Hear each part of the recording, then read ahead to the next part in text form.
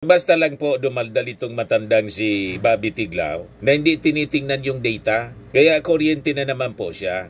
Gusto niyang lasonin yung isipan ng mga tao. Gusto nila, ang narrative nitong kampo ng mga Duterte o mga sumusuporta sa mga Duterte na with this election result, lame duck na daw yung ating Pangulong Bongbong Marcos. Tinanong yan doon sa press briefing ni Yusek Castro. Kasi yun ang sinasabi din ni Atty. Harry Roque. Yung challenge po ni Yusek Castro, oy kung gano'n na niya, di umuwi ka na.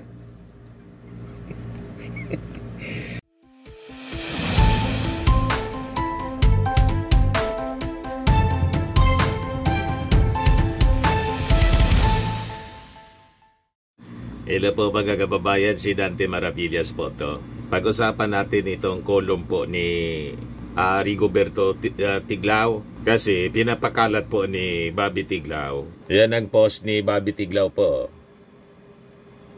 Rigoberto Tiglao, people reject Marcos. Dahil daw sa outcome ng eleksyon mga kababayan na ang nakuha lang ng administrasyon sa alyansa ang nanalo, 6 lang daw po. Paano na yung naging 6? 12 po ang slots para sa pagkasenador. Kalahati yung nakuha ng administrasyon. 3 lang. Sabihin na natin, 5. Idagdag na natin si Amy Marcos, tapos si Camille Villar. Kanila na. Mas mataas pa rin yung number ng mga senador ng alyansa na nanalo.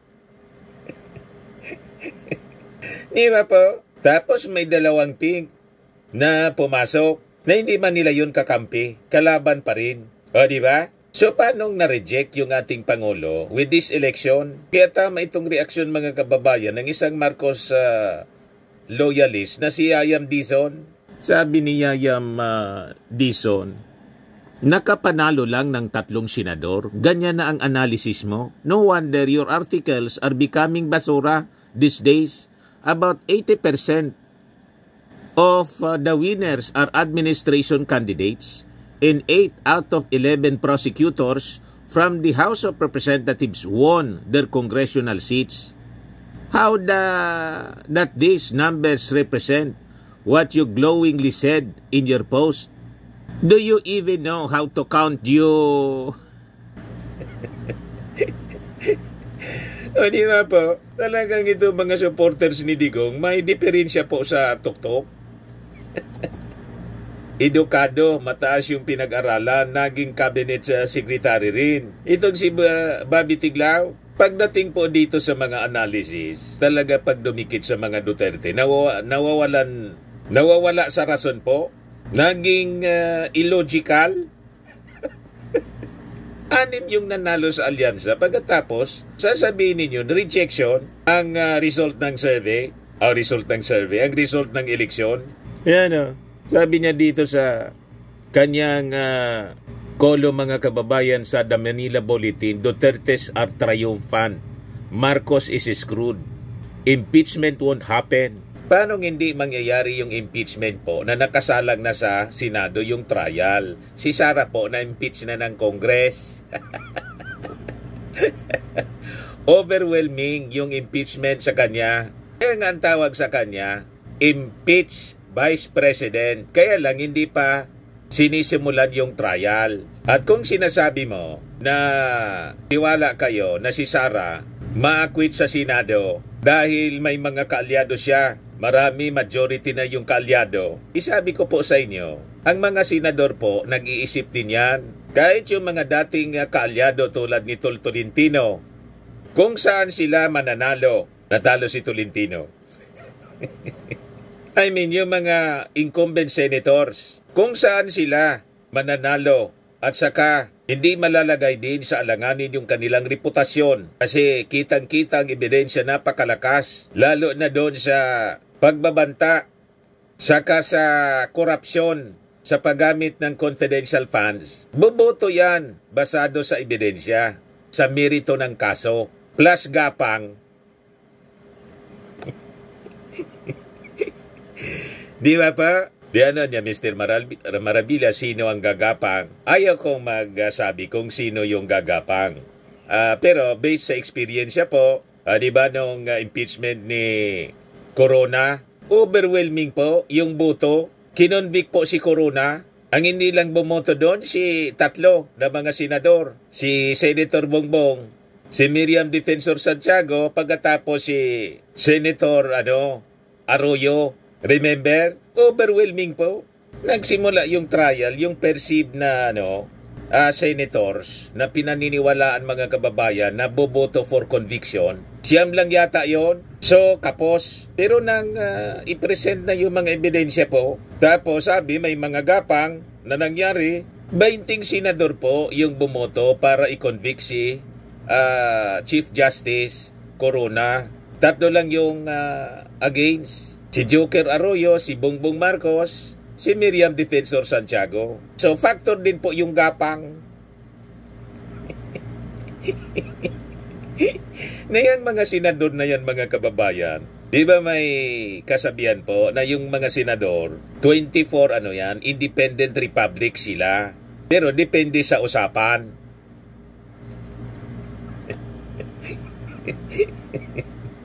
Itong si Bobby Tiglaw, parang kapon lang pinanganak. Yan, tanda-tanda na ninyo sa trabahong yan bilang media man. Hindi pa ninyo alam yung mga ugali ng mga politiko? Kung paano bumaliktad bigla-bigla? Ay nako, alam na natin yan, mga kababayan. Depende sa usapan. Ano niya? Kumusta? Ano yung magiging kalagayan ng ating bansa? Yan ang mga yan ang mga dialogue dyan mga kababayan. Hindi man yan dinidiretso yung mga pananalita, pero yung mga pahaging po, alam mo na, you must know how to read between the lines kung ano yung pahiwatig. Yung mga minsan, parang napakalakas yung paninindigan. Talagang ayaw.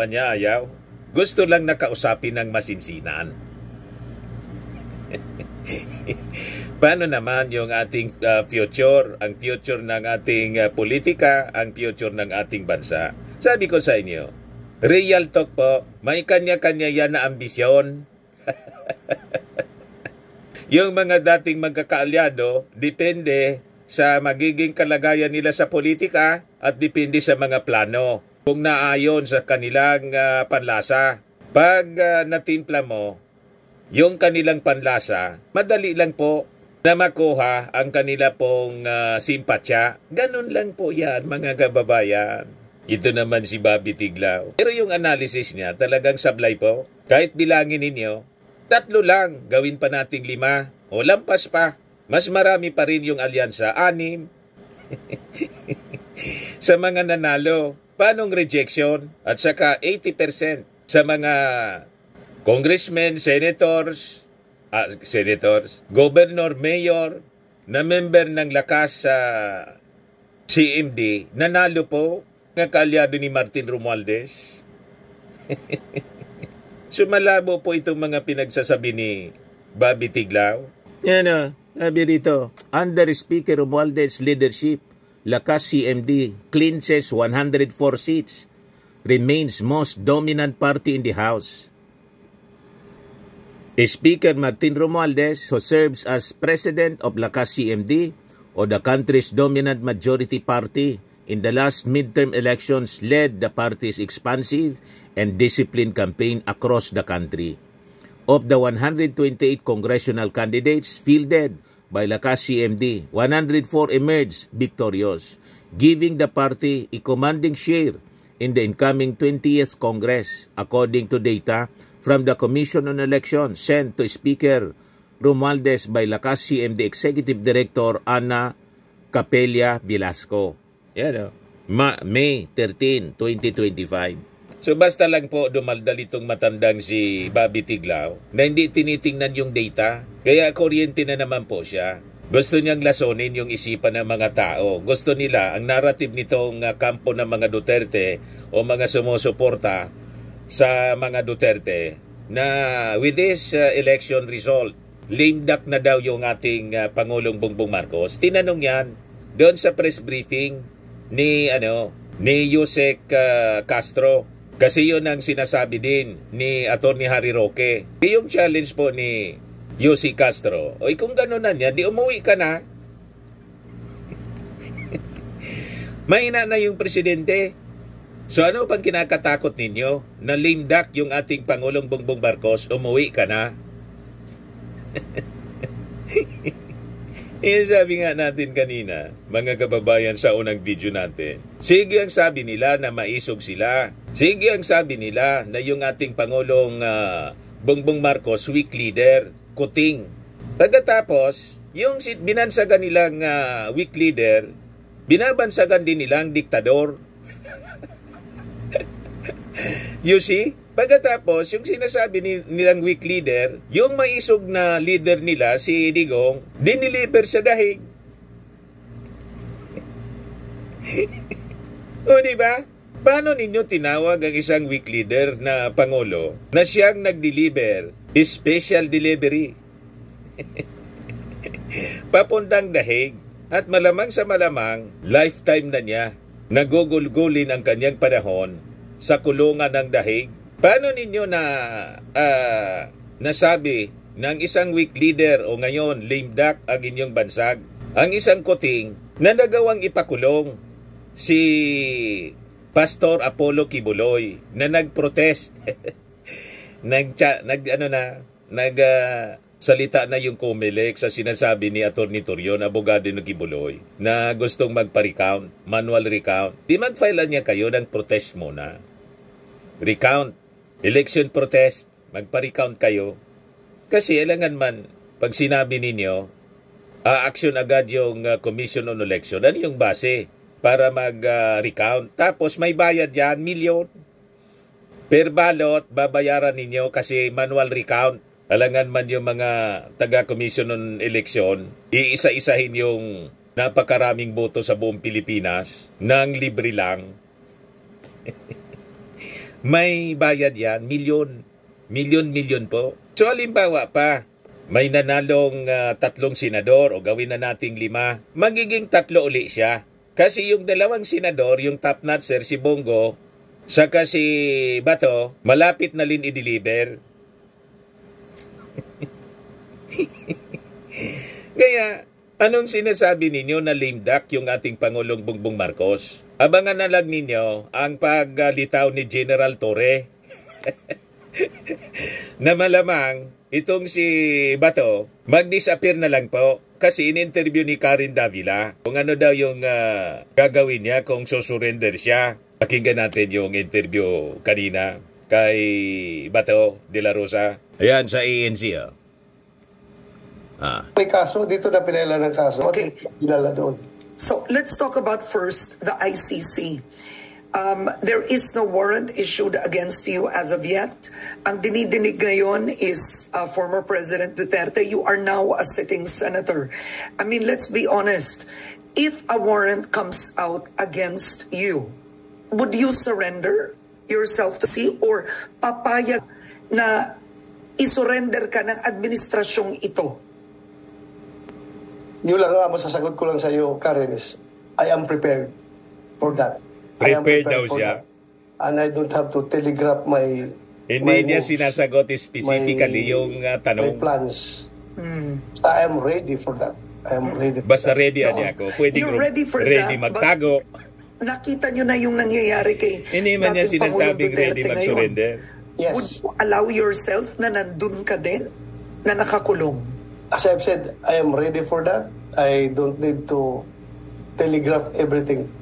Sabi niya noon, handa siyang samahan si Tatay Digong. Kung handa kang samahan si Tatay Digong mo, dapat ready kang sumurrender para may kasama na yung matanda doon. 'Di ba? Magtimpla man lang ng kape o magluto ng paborito niyang pagkain. Ganon. Basta sinasabi lang niya, handa daw siya, prepared. Mga kababayan, di man sinabing prepared siyang sumurrender. This is dapat strategic mind ka rin. Hindi ka masyadong ano. Alam na, pag sinabing strategic mind, mag-aalaping lakson o mag-alabantag, mga kababayan.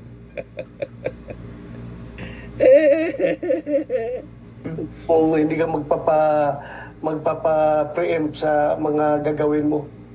As I have said, I'm ready. But as a sitting senator, are you expecting the Senate and the office to protect you? Yes. Regardless kung sino man magiging Senate President namin, whether it be si Chis Escudero pa rin or yung incoming, I'm sure, one of the incoming returning senators ay pwedeng maging Senate President din, si Senator Tito Soto. Ayan, regardless kung sino. Nagsalita niya po si Tito Sen. Ready daw siya. In case i-offer sa kanya yung pagiging Senate President, ready siyang tanggapin. Sabi yan ni Tito Sen na nanalo sa alyansa ng bagong Pilipinas. Tuloy natin yung sinasabi ni Bato. Kahit na makaupo, I'm sure I will be provided enough protection. Okay. Ngayon, Senator Bato, hindi man siya pwedeng proteksyonan habang panahon. Di ba? Ibig bang sabihin, sa lahat ng panahon, mga kababayan, si Senator Bato, titira na lang dyan sa Senado. Payag tayo. At malamang sa malamang, kung may tinatawag siyang strategic plan, preparasyon niya, tingnan natin kung ma-outsmart niya, mga kababayan, si General Torre. Di ba? Yung si Tatay Digo nga niya na seasoned politician abogado, kinikalala nilang pinakamagaling na leader na outsmart. Di ba? Na i-deliver po yung pinakang pinuno nila. Siya pa na isang senador, pati si Bongo or si Sara Duterte. Kaya po, relax lang mga kababayan ko. Huwag masyadong nakikinig dito sa mga propaganda nila. Doon sila magaling sa pag-twist ng mga balita at pati yung mga facts. Imagine, sasabihin mo, nireject daw ng mga tao yung ating Pangulong Bongbong Marcos with the result ng eleksyon. 6 sa alyansa yung nanalo. Rejection para 3 sa kanila. O gawin nating 5. Lamang pa rin ang isa. Talaga itong mga taong ito, napakasinungaling. Arap-arapan sila na magsinungaling. Mga kababayan, para lasunin lang yung isipan ng ating mga mamamayang Filipino. Yung mga tao pa naman, pagkasinungalingan, madali pong kumalat pagkasinungalingan. Fake news. Pag fake news po, walang tanong-tanong. Tanggap nila agad, pinapaniwalaan. Pag katotohanan, mga kababayan, ang pinapakalat, laging duda. That is the sinful nature of man. Yan ang ebidensya ng pagiging sinful ng tao. Madaling maniwala sa kasinungalingan, pagkatotohanan ng sinasabi, ayaw niyang maniwala. Bakit ko alam siya, mga kababayan? Try ninyo mag-share ng katotohanan galing sa Bible. Ayaw maniwala ng tao. Kaya nga ang tawag sa Bible, Bible truth. Alam nila na Bible truth, pero ayaw nilang tanggapin yung katotohanan. Masakit sa tainga. Boring. Pero pag sinabi, mga kababayan, ng mga religious leaders na pinaniniwalaan nila, ang daling maniwala po, ay ang daming nabibiktima, naluloko, tulad ng pastor na nakakulong. Di ba? Kaya nabibiktima, mga kababayan, ng mga nagsasamantala kasi yun ang natura ng tao. But anyway, ibigay ko sa inyo ang mga sinasabi dito ni Bobby Tiglao sa kanyang kolom po para basagin po natin. Marcos is screwed daw. Dutertes are triumphant. Dutertes is screwed. Ang screwed po, si Digong, screwed siya doon sa kulungan ng dahig. At malapit na rin si Sara with the impeachment trial. At pag kalusot siya, limbawa, worst comes to worst, nakalusot siya, hindi siya na-convict, may kaso siya sa korte na ipafile yung DOJ.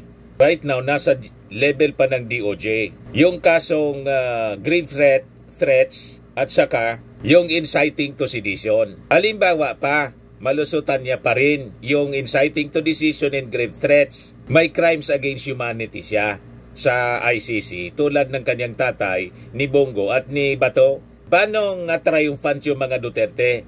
Aber nga, Bobby Tiglao, ipaliwanag mo, tapos sabihin mong screwed yung ating Pangulong Bongbong Marcos. Paano screwed ang ating Pangulo na until now, Pangulo pa rin?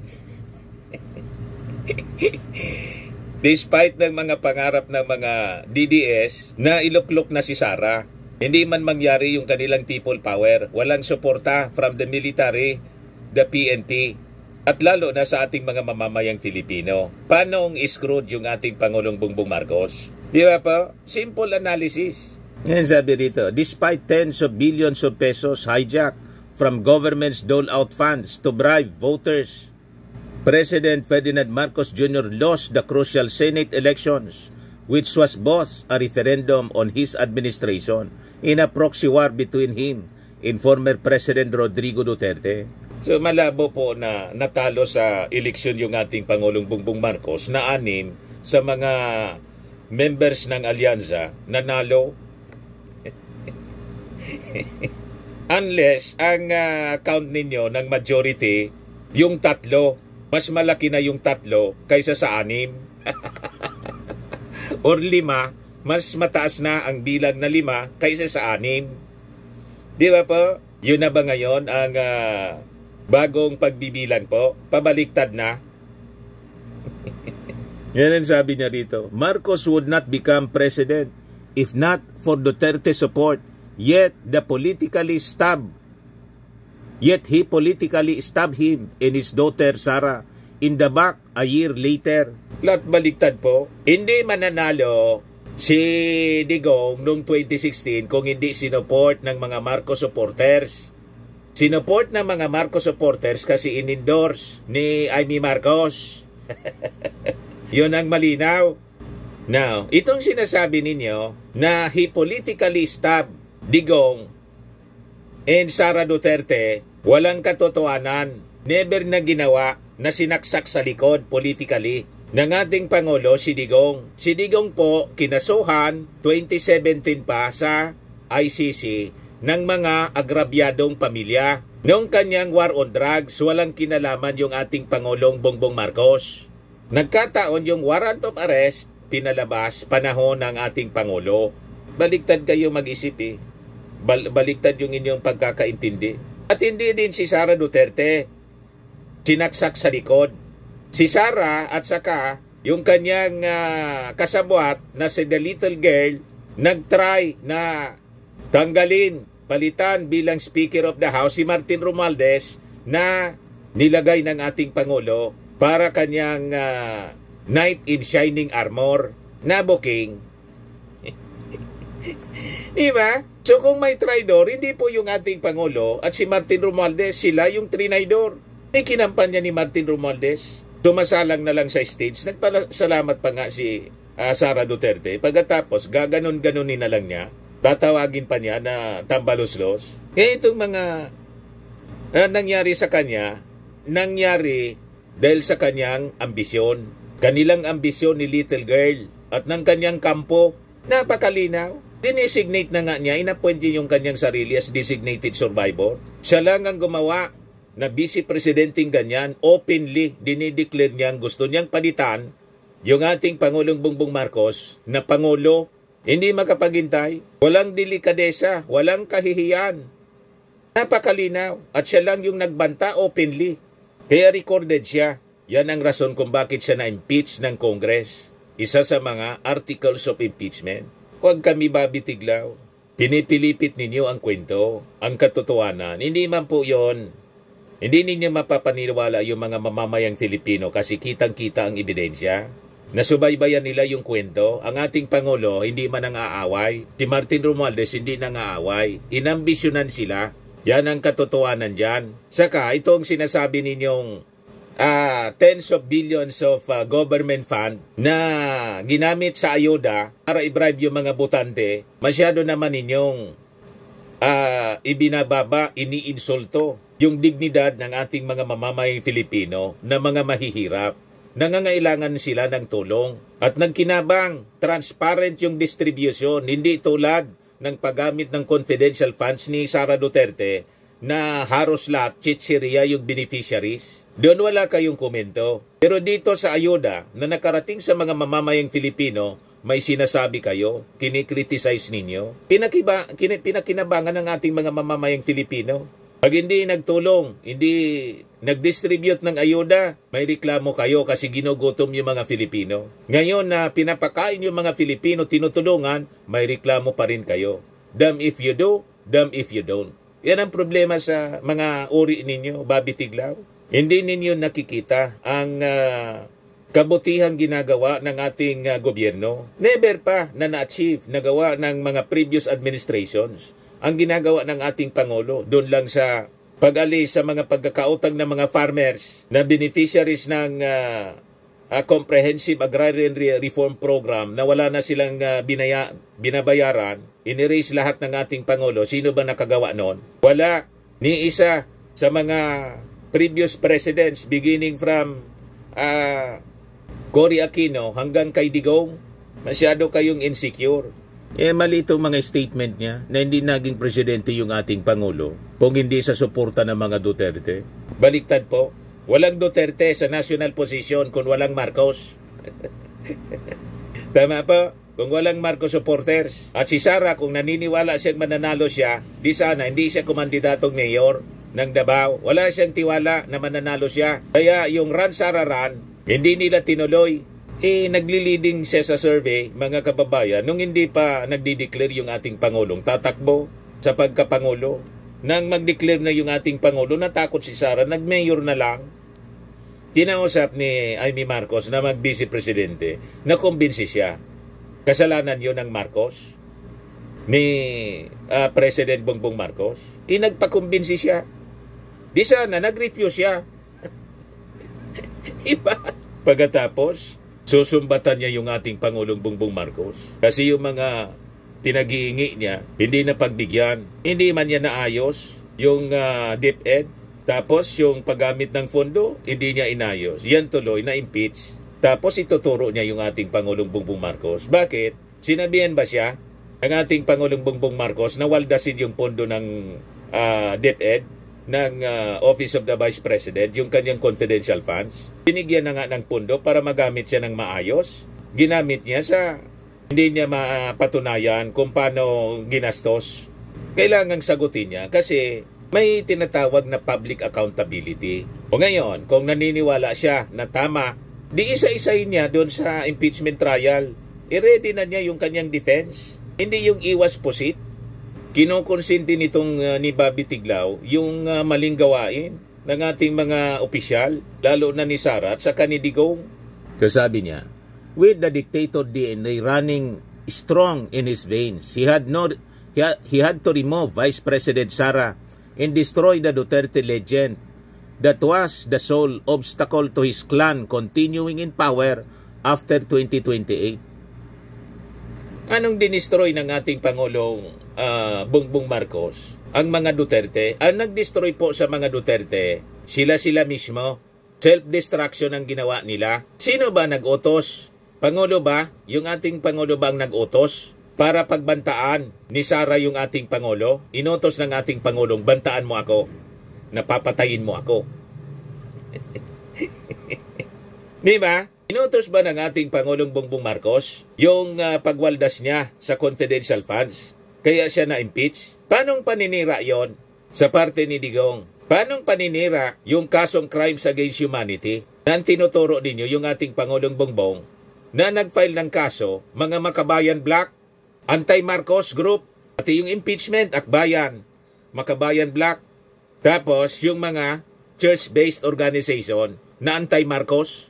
Bakit tinuturo ninyo ang ating Pangulong Bongbong Marcos na wala mang kinalaman? At sabi nga ni Jose Castro, tinanong ng taga Net25 kung ipuporso daw ng ating Pangulo yung impeachment, sinupalpal ni Jose Castro. Wala niyang ganun.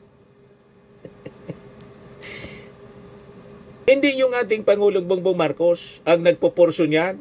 Ang posisyon ng ating Pangulo, wag Wag na nito, diniscourage niya yung Congress na ituloy ang impeachment. Hindi man yun nagbabago. Kaya lang, nakita ng mga majority members ng Congress, tiningnan yung final ng minority, kung may base ba, ayon, pumirma yung majority. Kaya na-impeach si Sara. Pagkatapos, ituturo ninyo yung ating Pangulong Bongbong Marcos, siniraan si Sara. Hindi mo kailangan siraan si Sara. Si Sara, siniraan niya yung sarili niya. Doon pa lang sa pagbabanta, pagmumura niya sa ating Pangulong Bongbong Marcos, hindi yun kasiraan sa kanyang sarili at si Office of the Vice President. Siya mismo ang sumira sa kanyang sarili. Talaga ito si Bobby Tiglao. Baliktad na po mga kababayan yung pag-iisip. Tumanda ng paurong. Ano nangyari sa iyo, Bobby Tiglao? Dati, hindi ka man ganyan. May ano ba? May backup ba galing sa Beijing? Nagtatanong lang po. Sabi niya rito, when that failed miserably, Marcos threw everything but the kitchen sink at the Dutertes. He bribed his minions in Congress through government dole-out funds for the House of Representatives to impeach the Duterte daughter. Patunayan mo nga sa husgado na yung ayuda, bribe, i-question mo sa korte na ang ating Pangulo nanuhol sa pamamagitan ng ayuda, pinulan yung mga congressmen. Tingnan natin kung yung judge pumabor sa posisyon mo. Lahat kayo akusasyon, lahat kayo daldal. Sabi niya pa, he connived with the Communist Party to get a neo-colonial body, the ICC, to kidnap him and throw him in jail, to await a kangaroo court media-based trial. He even got the National Bureau of Investigation to frighten off anti-Marcos bloggers by issuing subpoenas against them, some for unspecified crimes. Anong unspecified crimes? Na nagsorry nga yung mga sinungaling na vlogger ng mga Duterte. Hindi nila naidepensa yung kanilang sarili doon sa investigation ng Quadcom. Nangiyak-iyak baga? Lahat aka-aka, aligasyon, walang base yung kanilang mga sinasabi. Mga opinion man lang nila, walang facts. Huwag kami, Bobby Tiglao. Tapos, paano nakipagsabuatan? Kaya ba ng ating Pangulo makipagsabuatan kay Franz Castro? Tinulungan ba ng ating Pangulo? Di inadapt sana si Franz Castro. Tapos yung isa pa, kumandidato na from the Makabayan Bloc, inadapt na sana. Wala eh. Yung mga Makabayan Bloc, anti-Marcos. Gusto nga rin panagutin yung ating Pangulo doon sa budget. Nakikita natin sa mga rallies, yung anti-Marcos, mga communist Makabayan Bloc, noong panahon hanggang ngayon, anti-Marcos sila. Kaya malabo itong mga akusasyon po ninyo, Bobby Tiglao. Baseless accusation po. Sabi niya dito, the midterm election result have appended the previous Marcos-controlled Senate structure. The Dutertes have the support of 10 senators. Now the biggest bloc there, Go de la Rosa, Alan Cayetano, Robin Padilla, Marcoleta, Dato Villars, Amy Subiri, and Pia Cayetano, who would, if push comes to show vote with her brother Alan. 9 of the senators, including the sole Marcos struggler, Lito Lapid, are of the I am for me ideology. The Total Fos, the two Estrada sons, Sherwin Gatchalian, Loren Ligarda, Joel Villanueva Lacson in Soto.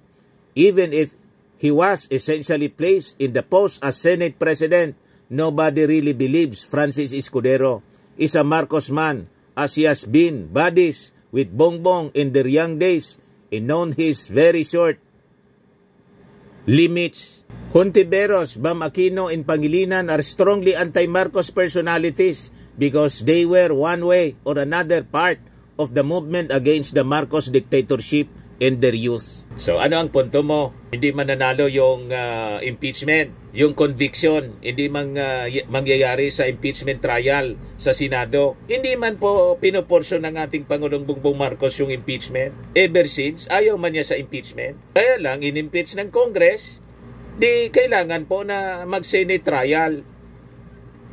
Ituloy ang proseso. Halimbawa man, hindi makonvict si Sara kasi sabi mo, nandyan yung majority supporter, kalyado ni Sara Duterte. Yan naman po, hindi man po pinoporsyo nga ng ating Pangulo yung impeachment.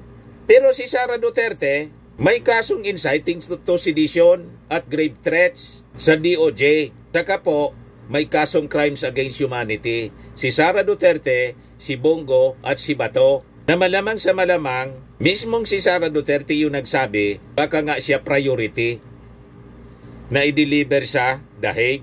Yan ang sabi niya mga 2 weeks ago. So ano ang punto mo kung hindi ma-impeach? Ang impeachment kay Sara is just one of the sword of Damocles hanging before her head.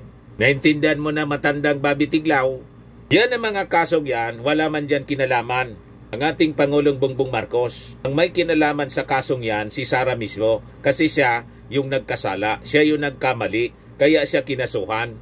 Gustong-gusto ninyong dinadrag yung pangalan ng ating Pangulong Bongbong Marcos. Natutok sa, tutok na tutok sa trabaho. Yung panawagan nga po niya after the election, panawagan niya sa mga nanalo, magtulungan na niya tayo.